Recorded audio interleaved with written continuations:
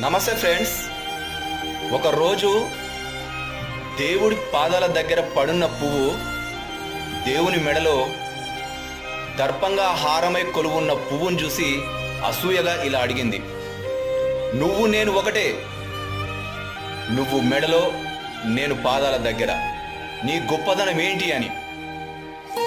మెడలో ఉన్న పువ్వు ఒక చిరునవ్వు నవ్వి ఇలా గొప్పగా చెబుతుంది, నేను దండలో చేరడానికి నన్ను సూదులతో గుచ్చి నా గుండె దారాన్ని తీసి మాలగా అల్లుతారు.